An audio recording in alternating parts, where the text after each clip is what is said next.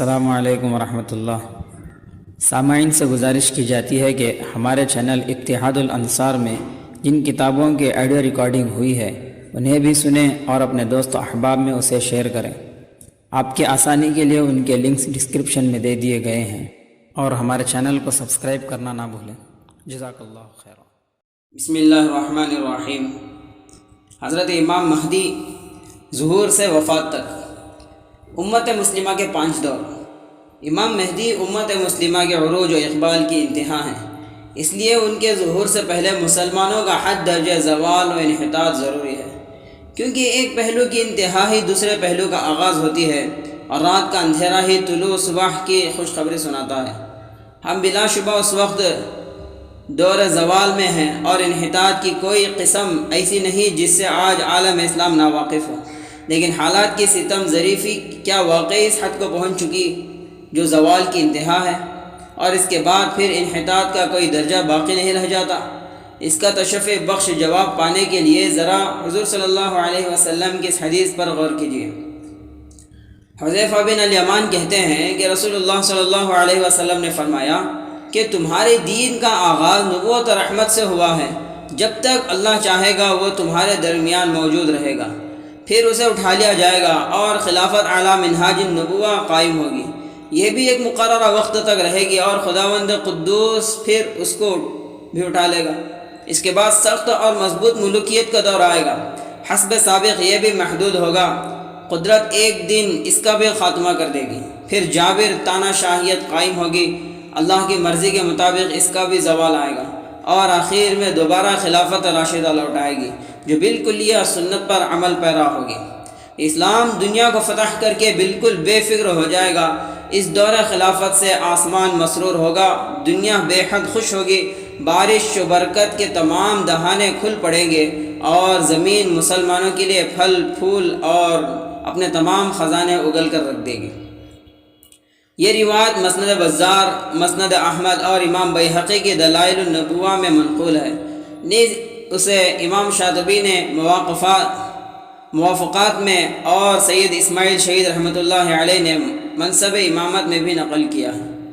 اس حدیث کی سند اتنی عمدہ ہے کہ نامور محدث و مورخ علامہ ابن الاسیر جزیری نے رجالہ ثقات کہہ کر اس کے تمام راویوں کی توثیق کی، اور دور حاضر کے شیخ ناصر الدین البانی نے بھی اسے اپنی مشہور کتاب سلسلۃ الاحادیث الصحیحہ میں جگہ دی ہے۔ پھر واقعات بھی اس حد تک اس کی تصدیق کرتے ہیں کہ امت مسلمہ کی پوری تاریخ حدیث بالا کے شرح و تفصیل ہی معلوم ہوتی ہے، اور اسلام کا تاریخی تسلسل کہیں بھی اس چارٹ سے انحراف نہیں رہتا۔ چنانچہ ربیع الاول 11 ہجری کو دنیا سے نبوت اٹھا لی گئی۔ اس کے بعد خلافت اعلیٰ منہاج النبوہ کا دور آیا، جو خلفائے راشدین کی سربراہی میں پورے 30 سال چلا۔ پھر 41 ہجری سے ملوکیت کی شروعات ہوئی۔ یہ امویوں، عباسیوں اور عثمانی ترکوں کی قیادت میں 1300 سال یعنی 1923 تک جاری رہی۔ دوسرے دور کی بابت حضور نے ارشاد فرمایا تھا، الخلافت بعدی 30، اس لیے وہ مختصر رہا، جبکہ تیسرے دور کے لیے نبی کی تصریح تھی، وَسَيَكُونُ خُلَفَاءُ فَيُكَثِّرُونَ، چنانچہ اس نے لمبی عمر پائی۔ احادیث نبوی اور اسلاف کے موقف کی روشنی میں یہ خلافت اسلامی کی سیکنڈ پوزیشن تھی۔ کمال پاشا اتاترک کے ہاتھوں آج سے 75 سال قبل اس کا بھی خاتمہ ہو چکا، اور پھر چھوٹی چھوٹی سلطنتوں کے روپ میں جابر تانا شاہیت کا آغاز ہوا۔ وہ حدیث رسول صلی اللہ علیہ وسلم کے مطابق ہماری تاریخ کا چوتھا مرحلہ ہے۔ اب اس کے اختتام پر ہی 5واں دور شروع ہوگا، جس میں امام مہدی مکہ مکرمہ سے نکل کر پوری دنیا میں خلافت راشدہ قائم کریں گے۔ مذکورہ حدیث بلا شبہ اسلامی تاریخ کا ایسا مربوط خاکہ ہے جس کی روشنی میں عہد رسالت سے قیامت تک تمام نبوی پیشن گوئیاں اپنے اپنے مصداق پر صحیح منطبق ہو جاتی ہیں، اور ان کی زمانی ترتیب میں پھر کوئی خلجان باقی نہیں رہتا۔ چنانچہ صاف نظر آ رہا ہے کہ 5 ادوار میں نبوت، خلافت اور ملوکیت کے 3 مرحلے گزر چکے، اور ہم اس وقت ٹھیک چوتھے دور میں چل رہے ہیں۔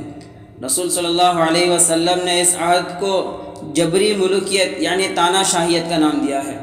اس کی وجہ یہ ہے کہ ہماری تاریخ کے تیسرے دور تک نظام خلافت کی وجہ سے عالم اسلام متحد تھا اور خلیفہ کی جانب سے سب کی باس پرس ہوتی تھی، اس لیے عمراء اپنے ماتحت علاقوں میں من مانی نہیں کر سکتے تھے۔ اب حالات بالکل مختلف ہیں اور خلافت کے ٹوٹ جانے کی وجہ سے کل کے مقید عمراء اپنے اپنے صوبوں کے آج خود مختار بادشاہ بن چکے اور ان کی گرفت کے لیے ہمارا کوئی خلیفہ موجود نہیں۔ پہلے 3 مرحلوں کی بنسبت امت مسلمہ کا یہ تاریک و بدترین دور ہے جو خلافت عثمانیہ کے زوال سے شروع ہو کر اب مہدی کی ظہور ہی پر ختم ہوگا۔ چنانچہ 75 سال تو وہ دنیا میں پورے کر چکا ہے،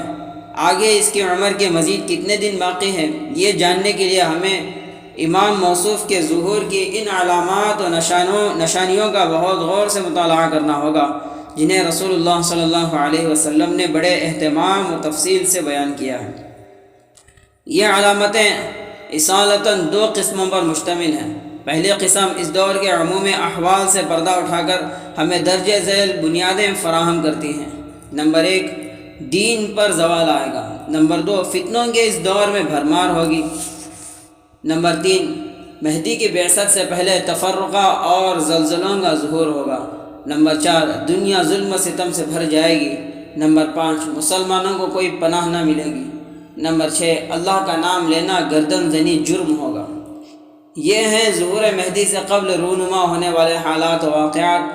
اب دنیا پر نظر رکھنے والے غور کریں کہ یہ اشارات و علامات عہد حاضر میں کس حد تک ظہور پذیر ہو چکے ہیں۔ اسلامی معاشرہ اپنے امتیازات کھو چکا، الحاد و بے دینی نے اس میں نقب لگا دی،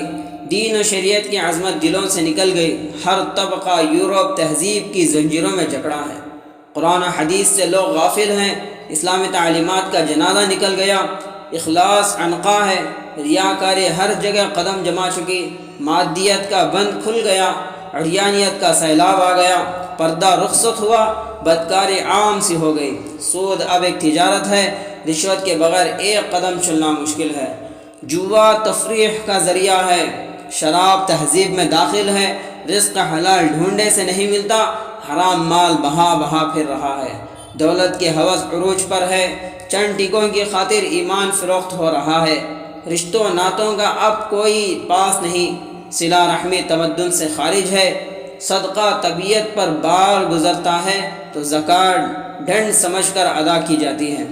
حقوق کا کسی کو خیال نہیں تو ہر ایک خواہشات کے پیچھے بھاگ رہا ہے، جھوٹ ہنر بن چکا، صداقت سر پکڑے رو رہی ہے، فریب و خیانت دانش مندی قرار پائی، دیانت کو حماقت تصور کیا جا رہا ہے، فسق و فجور عام ہے، دین پر چلنے والے کو لوگ پاگل سمجھتے ہیں، مسلمانوں کے دل بالکل ٹیڑھے ہو چکے، وعظ و تقریروں کا ان پر کوئی اثر نہیں ہوتا۔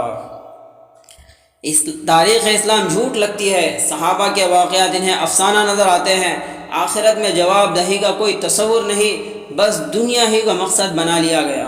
الغرض ہر صبح امت پر ایک آفت لے کر آتی ہے اور ہر شام فتنوں کی سوغات دے کر جاتی ہے۔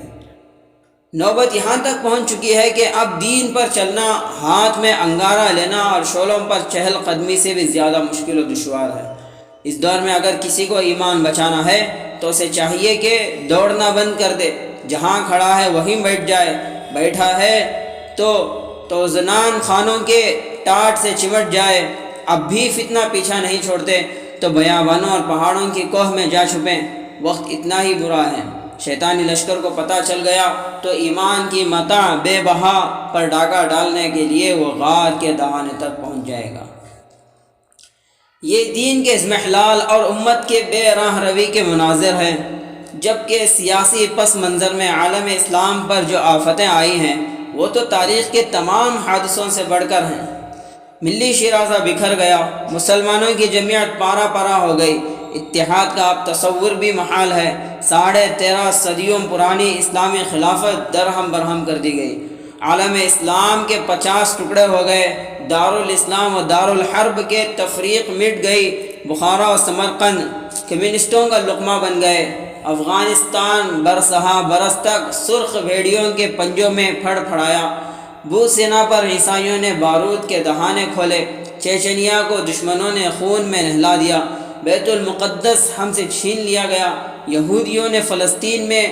ڈیرے ڈالے، عراق امریکہ کے زخموں کو رو رہا ہے، لیبیا و شام دہشت گرد ملک قرار دے دیے گئے، وسط ایشیا کی مسلم ریاستیں صلیبیوں کی چنگل میں پھنس رہی ہیں، سوڈان کو دشمنوں نے چاروں طرف سے گھیر لیا، صومالیہ سودی قرضوں کی وجہ سے برباد ہو چکا، ایران و پاکستان اب یہودیوں کی زد میں ہیں، اقوام متحدہ نے تمام عربوں کو غلام بنا لیا، ہمارے تیل کی قیمتیں مقرر کرنے کا حق امریکہ کو حاصل ہے،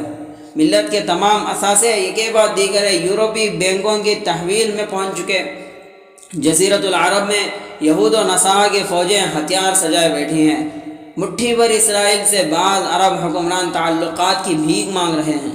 مغربی آقاؤں کو خوش کرنے کے لیے مسلم حکومتیں سب کچھ کر گزرنے کو تیار ہیں، ان کے خاطر دین کو سیاست سے الگ کر دیا گیا، سیکولرزم و جمہوریت عالم اسلام کا دستور قرار پائے، علماء سے قیادت چھین لی گئی، حکومت کے مناصب پر دہریوں کا قبضہ ہو گیا، بعض ملکوں میں دینی تعلیم پر تو پابندی ہے لیکن الحاد کی کھلی تبلیغ ہو رہی ہے، شرعی امتیازات کو مٹایا جا رہا ہے، نصاب تعلیم یہودی مرتب کر رہے ہیں، کورس کی کتابوں میں سے رفتہ رفتہ قرآنی آیات نکل کر جاہلی تاریخ کو دخل دیا جا رہا ہے، کچھ ملکوں میں یہود و نصارہ کے خلاف لکھ بولنا قانوناً جرم ہے، جبکہ بعض ملکوں میں جمعہ کے دن ان پر لعنت کرنے سے خطیبوں کو بالکل روک دیا گیا، اور جو لوگ وہاں نظام حکومت کو اسلامی خطوط پر قائم کرنے کی بات کرتے ہیں تو یہ نادان حکمراں ان کے لیے پھانسی سے کم کوئی سزا تجویز نہیں کرتے۔ جب گھر ہی میں اسلام اتنا مظلوم ہے تو باہر تو دشمن اس کے ساتھ جو کچھ نہ کرے کم ہے، چنانچہ اس انتشار و افراتفری کی وجہ سے ہمارا تاریخ رعب و دبدبہ اٹھ چکا اور کفار کے دلوں میں مسلمانوں کی بالکل ہیبت نہ رہی، خلافت کی موجودگی میں وہ اسلام کے خلاف ایک قدم اٹھاتے ہوئے بھی بہت کچھ سوچتے تھے، کیونکہ مسلمان پہلے بڑے باغیرت تھے اور حجاج بن یوسف جیسا بدنام زمانہ امیر بھی محض ایک دینی بہن کی وجہ سے سندھ پر چڑھ گیا تھا اور ملی انتقام کے لیے اس نے پوری فوج بھیجی تھی، لیکن اب ہمارے سارے پاسبان قبرستان میں جا سوئے اور دشمن بے خوف ہو کر ہر جگہ ہمارے خون کی ندیاں بہا رہا ہے۔ حضور صلی اللہ علیہ وسلم نے فرمایا کہ ایک زمانہ وہ آئے گا کہ قومیں تم پر حلہ بولنے کے لیے ایک دوسرے کو اس طرح دعوت دیں گی جیسے دسترخوان پر بھوکوں کو دعوت دی جاتی ہے۔ صحابہ نے عرض کیا کہ اللہ کے رسول، کیا اس وقت ہماری تعداد کم ہوگی؟ فرمایا نہیں، بلکہ تم اس وقت بڑی تعداد میں ہوں گے، لیکن دشمنوں کے دلوں سے تمہارا رعب نکل جائے گا اور تم وہن کا شکار ہو جاؤ گے۔ سائل نے سوال کیا ہے اللہ کے رسول، وہن کیا چیز ہے؟ فرمایا وہ دنیا کی محبت اور موت و جہاد سے نفرت کا نام ہے۔ آج وہ وقت آ چکا اور ان تمام مناظر کو ہم اپنی آنکھوں سے دیکھ رہے ہیں کہ عالم اسلام اتنا مسکین بن چکا ہے کہ وہ اس کے سربراہ بھی اپنی جانیں بچانے کے لیے اب امریکہ کی CIA اور اسرائیل کی موساد کا تعاون کر لے رہے ہیں۔ یہ زوال کی انتہا ہے اور جو تھوڑی بہت کسر باقی ہے وہ امام موصوف کے ظہور تک یقیناً پوری ہو جائے گی۔ علامات مہدی کی دوسری قسم ان واقعات پر مشتمل ہے جو امام کے ظہور سے کچھ ہی پہلے دنیا میں پیش آئیں گی اور ان کے فوراً بعد ہی مہدی کا خروج ہوگا، لیکن انہیں نقل کرنے سے پہلے یہ تصریح ضروری ہے کہ کتاب و سنت میں ماضی و مستقبل کے جتنے واقعات مذکور ہیں نہ تو من وعن ان کی مکمل تفصیل موجود ہے اور نہ ہی انہیں تاریخی ترتیب کے ساتھ بیان کیا گیا ہے، بلکہ متفرق ٹکڑوں کی صورت میں حسب موقع ہی وارد ہوئے ہیں۔ اب ان کڑیوں کو جوڑ کر ہم اس دور کی تاریخ لکھ رہے ہیں، چنانچہ یہ واقعات تو منصوص ہیں لیکن ان کی باہمی ترتیب ضنی اور قیاسی ہے، اس لیے کل امام مہدی کے ظہور کے وقت اگر حالات اس کی تصدیق نہ کریں اور واقعات ہمارے درج شدہ ترتیب سے کچھ آگے پیچھے ہو جائیں تو یہ سراسر مؤلف کی کم فہمی کا نتیجہ ہے، احادیث اور روایات کا اس میں کوئی قصور نہیں۔ مہدی کے ظہور سے قبل دنیا میں جو اہم ترین واقعات رونما ہوں گے ان میں سب سے پہلے ہمارے نزدیک اس واقعے کا ظہور ہوگا جسے امام مسلم نے اپنی صحیح میں نقل کیا ہے۔ حدیث کے الفاظ مندرجہ ذیل ہیں۔ رسول اللہ صلی اللہ علیہ وسلم نے فرمایا کہ عنقریب عراق میں روپیے اور غلہ آنے پر پابندی لگا دی جائے گی، پھر شام کی بھی اسی طرح اقتصادی ناکہ بندی ہوگی اور ان دونوں کے بعد مصر پر بھی یہی پابندی لگے گی۔ تم اپنے ماضی کی طرف لوٹو گے، تم پہلے ہی کی طرح کمزور ہو جاؤ گے، ضعف و بے کسی پھر تمہارا مقدر بن جائے گی۔ حضرت ابو ہریرہ رضی اللہ تعالیٰ عنہ فرماتے ہیں کہ ابو ہریرہ کا رگ و ریشہ اس کی گواہی دیتا ہے۔ اسی مفہوم کی دوسری روایت حضرت جابر بن عبداللہ رضی اللہ تعالیٰ عنہ سے موقوفاً بھی مروی ہے۔ ابو نضرہ کہتے ہیں کہ ہم ایک مرتبہ جابر بن عبداللہ کے پاس بیٹھے تھے تو انہوں نے فرمایا عن قریب شام والوں کے پاس غلہ اور دینار نہ لائے جا سکیں گے۔ ہم نے پوچھا یہ بندش کن لوگوں کی جانب سے ہوگی؟ انہوں نے کہا رومیوں کی جانب سے۔ پھر وہ تھوڑی دیر خاموش رہے اور فرمایا کہ رسول اللہ صلی اللہ علیہ وسلم کا ارشاد ہے میری امت کے آخر میں ایک خلیفہ ہوگا جو مال لب بھر بھر کر دے گا اور اسے شمار نہیں کرے گا۔ الجریری راوی کہتے ہیں کہ میں نے ابو نضرہ اور ابو علا سے پوچھا کہ کیا آپ کے نزدیک وہ خلیفہ حضرت عمر بن عبدالعزیز ہیں؟ تو دونوں نے جواب دیا کہ نہیں، وہ ان کے علاوہ ایک دوسرے خلیفہ ہیں۔ اس انداز کی تیسری روایت مستدرک حاکم میں منقول ہے کہ حضرت جابر بن عبداللہ رضی اللہ تعالیٰ عنہ سے مروی ہے کہ ان قریب عراق والوں کے پاس روپیہ اور غلہ آنے پر پابندی لگا دی جائے گی۔ حاضرین نے پوچھا یہ کون لوگ ہوں گے؟ فرمایا عجمی۔ پھر وہ تھوڑی دیر خاموش رہے اور کہا ان قریب شام والوں پر بھی پابندی لگا دی جائے گی۔ پوچھا یہ کس کی جانب سے ہوگا؟ فرمایا رومیوں کی جانب سے۔ پھر کہا رسول اللہ صلی اللہ علیہ وسلم کا ارشاد ہے کہ میری امت میں ایک خلیفہ ہوگا جو لوگوں کو لب بھر بھر کر مال دے گا اور شمار نہیں کرے گا۔ نیز فرمایا اس ذات کی قسم جس کے قبضے میں میری جان ہے، یقیناً اسلام اپنے ماضی کی طرف لوٹے گا، یقیناً سارا ایمان مدینے کی طرف پلٹے گا جس طرح وہاں سے اس کا آغاز ہوا تھا، حتیٰ کہ ایمان صرف مدینے میں رہ جائے گا۔ پھر فرمایا مدینے سے جب بھی کوئی بے رغبتی سے نکلے گا اللہ تعالیٰ اس سے بہتر کو وہاں آباد کرے گا۔ آخر زمانے میں کچھ لوگ سنیں گے کہ فلاں جگہ ارزانی اور باغ و زراعت کی فراوانی ہے تو وہ اسے چھوڑ کر وہاں چلے جائیں گے، حالانکہ اس کے لیے مدینہ ہی بہتر تھا، کاش وہ اس کو جان لیتے۔ صحیح مسلم اور مستدرک حاکم کی ان تینوں روایتوں میں مذکور ہے کہ رومی اور عجمی یکے بعد دیگر عراق و شام اور مصر کی اقتصادی ناکہ بندی کریں گے۔ تاریخ اپنے آپ کو دہرائے گی اور اسلام ماضی کی طرح پھر مدینے میں سمٹ جائے گا اور اس کے کچھ عرصے بعد ہی خلیفہ مہدی کا ظہور ہوگا۔ سامعین غور فرمائیں کہ 1400 سال پہلے ہمارے رسول نے جس کی خبر دی تھی، آج اس واقعے کی پہلی کڑی کو ہم اپنی آنکھوں سے دیکھ رہے ہیں۔ خلیجی جنگ ہوتے ہی عراق کا اقتصادی بائیکاٹ ہوا جو ابھی تک جاری ہے۔ اس کے بعد اب جلد ہی شام کا نمبر آنے والا ہے جسے پہلے ہی دہشت گرد ملک قرار دیا جا چکا ہے۔ حالیہ انتخابات میں اسرائیل کی نئی پارلیمانی حکومت کے جو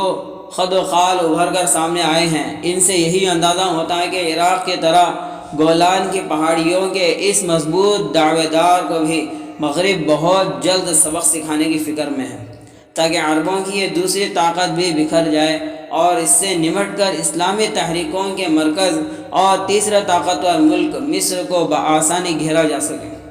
جس کے سیاسی حالات گرچہ ابھی اس قسم کے دکھائی نہیں پڑتے، لیکن مستقبل اپنے اندر کیا چھپائے بیٹھا ہے اس کو تو اللہ ہی زیادہ بہتر جانتا ہے۔ 91 عیسوی میں آخر کسے توقع تھی کہ سوویت یونین جیسی سپر پاور محض چند مہینوں کے اندر ٹوٹ پھوٹ کر اپنا وجود کھو بیٹھے گی، لیکن واقعے کے ظہور پر سب انگشت بدندام رہ گئے اور اس کا اختتام و زوال تاریخ کے اٹل حقیقت بن گیا۔ مصر مشرق وسطیٰ کے امن مذاکرات میں کلیدی رول ادا کر رہا ہے، اس لیے لگتا ہے کہ قیادت کے جوش میں وہ کبھی نہ کبھی لاشعوری طور پر ایسی حرکت کر بیٹھے گا جس سے نام و نہاد تعلقات کی یک لخت پوری بساط الٹ جائے گی اور مغربی آقا عراق و شام کی طرح اسے بھی اقتصادی زنجیروں میں جکڑنے کے لیے مجبور ہوں گے۔ ان ملکوں کی ناکہ بندی کرنے والوں کو روایات میں عجمی اور رومیہ قرار دیا ہے۔ پہلا لفظ تو غیر عربوں کا لقب ہے جس سے عام طور سے کفار و مشرکین مراد ہوتے ہیں، جبکہ دوسرے لفظ کے مصداق شارحین حدیث کے نزدیک یورپی عیسائی ہیں جو امریکہ، فرانس اور برطانیہ کی شکل میں آج اس کار خیر کو انجام دے رہے ہیں۔ مہدی کے خروج سے قبل دوسرا واقعہ سونے کے پہاڑ کا ہے جو دریائے فرات کے اندر سے نکلے گا، اور اس پر قبضے کے لیے عرب و عجم میں شدید خون ریزی اور بہت بھیانک جنگ ہوگی۔ صحیح مسلم میں مروی ہے، حضرت ابی بن کعب رضی اللہ تعالیٰ عنہ سے منقول ہے کہ میں نے رسول اللہ صلی اللہ علیہ وسلم کو یہ فرماتے ہوئے سنا کہ عنقریب دریائے فرات سے ایک سونے کا پہاڑ ظاہر ہوگا، جب لوگوں کو اس کا پتہ چلے گا تو وہ اس کی طرف دوڑیں گے۔ اس علاقے کے لوگ کہیں گے کہ اگر ہم نے کچھ نہیں کہا تو لوگ تو سارا سونا لے جائیں گے۔ اسی منع کرنے پر ایسی جنگ ہوگی کہ ان لڑنے والوں میں 99% قتل ہو جائیں گے۔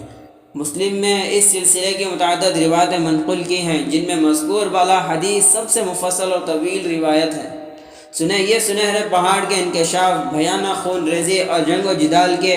تذکرے تک محدود ہے۔ شخصیات کی یہاں تعین نہیں کہ یہ جنگ لڑنے والے کون لوگ ہوں گے۔ ابن ماجہ کی روایت ہمیں اس سوال کا بھی جواب دے دیتی ہے۔ یہ حضرت ثوبان رضی اللہ تعالیٰ عنہ کہتے ہیں کہ رسول اللہ صلی اللہ علیہ وسلم نے فرمایا کہ تمہارے خزانے کے پاس 3 شخص جنگ کریں گے، اور یہ تینوں خلیفہ کے لڑکے ہوں گے، لیکن یہ خزانہ ان میں سے کسی کو بھی نہ مل سکے گا۔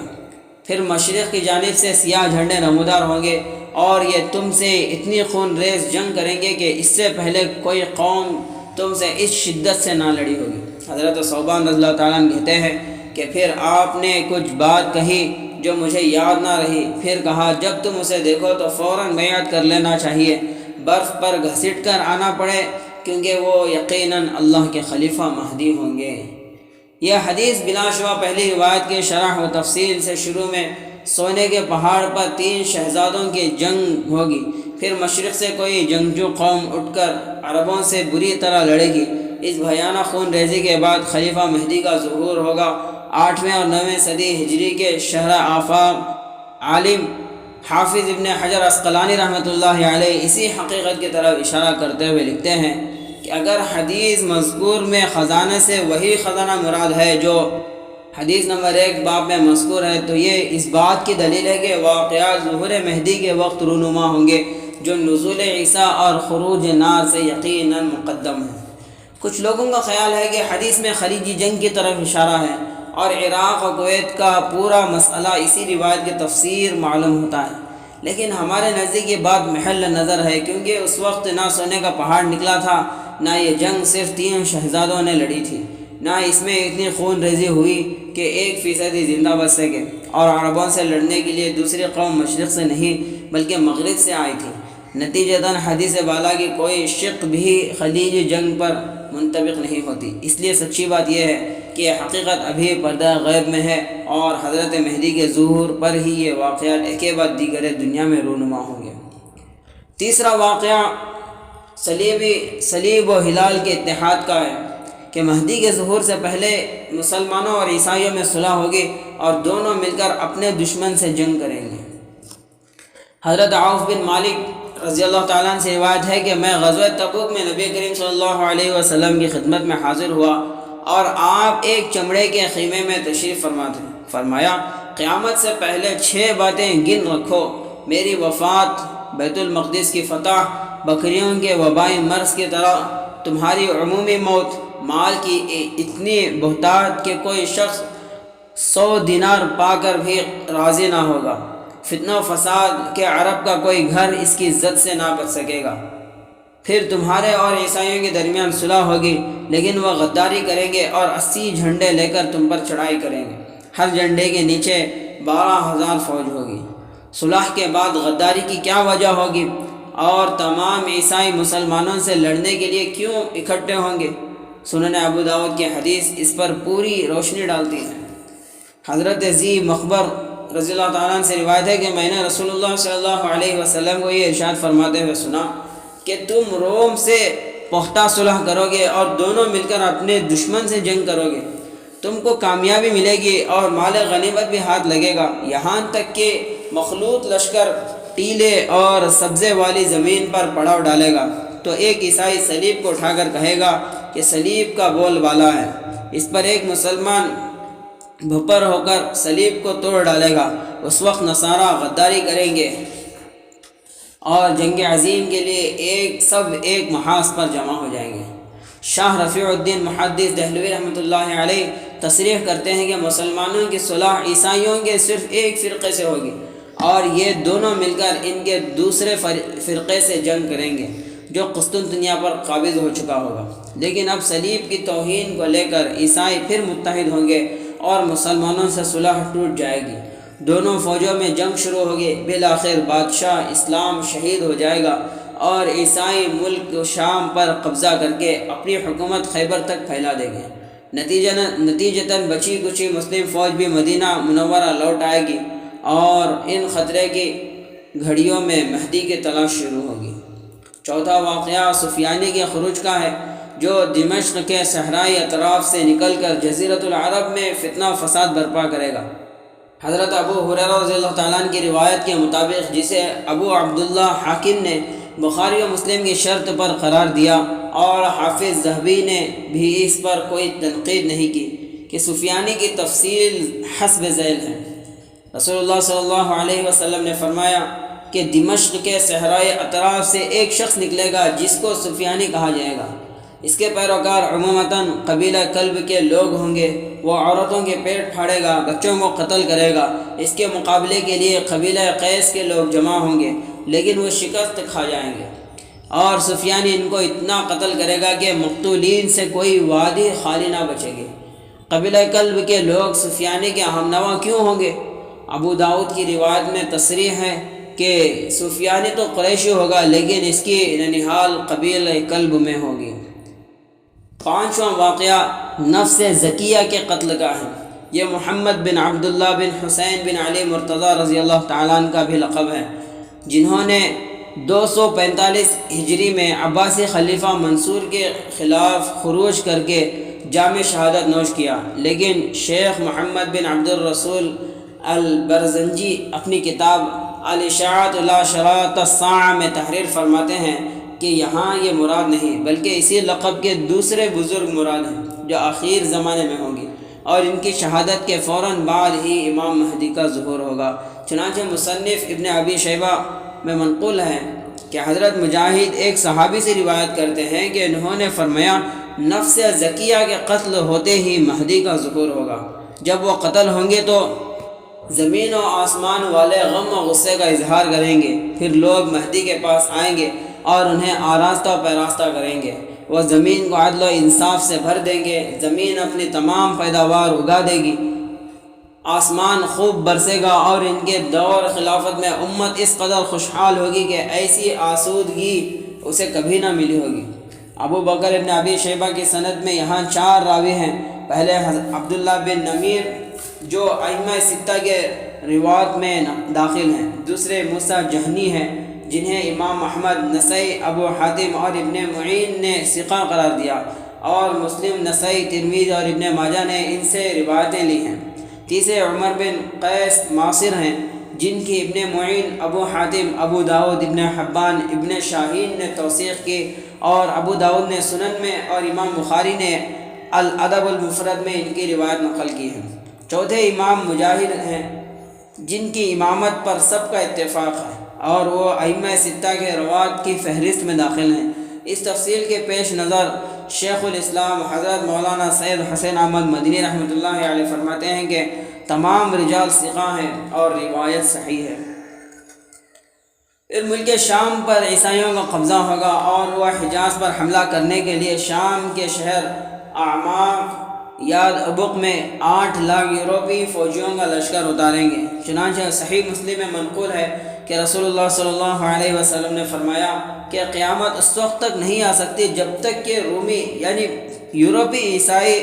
اعماق یاد ابق میں پڑاؤ نہ ڈالیں۔ ان سے مقابلہ کرنے کے لیے مہدی کی قیادت میں مدینہ منورہ سے ایک لشکر چلے گا جو تمام دنیا سے افضل ہوگا۔ اسی طرح بخاری میں مروی ہے کہ فَيَأْتُونَكُمْ تَحْتَ 80 غَایَةً وَتَحْتَ كُلِّ غَایَةٍ 12,000 ساتواں واقعہ حجاج میں گشت و خون کا ہے۔ حج کا زمانہ ہوگا، عازمین مینا میں ٹھہریں گے کہ اچانک ان میں جنگ چھڑ جائے گی، قبائل بھڑک اٹھیں گے، بھاری کشت و خون ہوگا، جمرہ عقبہ لہو سے تر ہو جائے گا، پھر اہل مکہ امام مہدی کو تلاش کریں گے۔ یہ عن عمرو بن شعیب عن ابیہ عن جدہ کے طرق سے مروی ہے۔ اس سلسلے کا سب سے آخری واقعہ حجاز کے والی کی وفات ہے۔ یہ ظہور مہدی سے کچھ دنوں پہلے واقع ہوگا اور اس کے فوراً بعد ہی امام کی شخصیت منظر عام پر آ جائے گی۔ چنانچہ ابو داؤد کی صحیح روایت میں منقول ہے کہ حضور صلی اللہ علیہ وسلم نے فرمایا کہ ایک خلیفہ کی موت پر مدینے میں اختلاف شروع ہوگا اور ایک شخص یعنی مہدی وہاں سے مکے کا رخ کرے گا۔ یہاں کچھ لوگ پہچان کر ان کے پاس آئیں گے اور باصرار انہیں قیام گاہ سے باہر لا کر حجر اسود اور مقام ابراہیم کے درمیان ان کی بیعت کریں گے۔ ہمارے نزدیک یہ صرف 8 واقعات ہیں جو مہدی کے ظہور سے پہلے دنیا میں رونما ہوں گے۔ ان کے علاوہ علامات مہدی کے تحت لوگوں نے بے سر و پا کہانیوں کا جو تمار باندھا ہے۔ ہم وقوع کا تو بالکل یہ انکار نہیں کرتے، لیکن ان کی اسناد پر ہرگز اس قابل نہیں کہ انہیں ذکر بھی کیا جائے۔ اس لیے ہم سب کو نظر انداز کرتے ہوئے اور اس ضمن میں ہم نے صرف صحیح اور معتبر احادیث نبوی نقل کی ہیں۔ یہ ہے شروع سے آخر تک امام مہدی کے ظہور کا پس منظر، جو مختلف رموز و علامات کا پتہ دے کر ہمیں خطرناک و بھیانک مستقبل سے آگاہ کر رہا ہے۔ دین کا زوال، فتنوں کی بارش، ظلم و تفرقہ کی بھرمار، عالم اسلام کی بند ربانٹ، یہود و نصارہ کا عروج و غلبہ، مسلم حکمرانوں کی بے کسی، ملی سرمایہ پر مغرب کا قبضہ اور جزیرۃ العرب میں بیٹھی امریکی فوجیں، یہی حادثے کیا کم تھے۔ اس پر مستضاد مصر و عراق اور شام کا دم توڑ دینا، فرات کے سونے پر عجمیوں کا ٹوٹ پڑنا، عیسائیوں کا شام و فلسطین میں فوجیں اتارنا، مسلمانوں کا خیبر تک سمٹ جانا، پھر رہے سہوں کا مینا میں کھٹ مر جانا، اور اسلام اور مسلمانوں کا تمام دنیا سے شکست کھا کر پھر حرمین پلٹ آنا، یہ تو ایسی خوفناک خبریں ہیں جو حوصلے ہی نہیں توڑتی۔ انہیں تو سننے کے لیے ہی کلیجہ تھامنا پڑے گا۔ اس ڈگری پر پہنچ کر دین کے زوال کی انتہا ہوگی اور امت مسلمہ اتنی کمزور و بے بس ہو جائے گی کہ دوبارہ اس کے عروج و غلبے کا تصور کرنا بھی محال ہوگا۔ چنانچہ حاوی میں حضرت ابن عباس رضی اللہ تعالیٰ عنہ سے مروی ہے کہ مہدی کا ظہور اس وقت ہوگا جب لوگ مایوس ہو کر کہیں گے کہ اب مہدی کیا آئے گا۔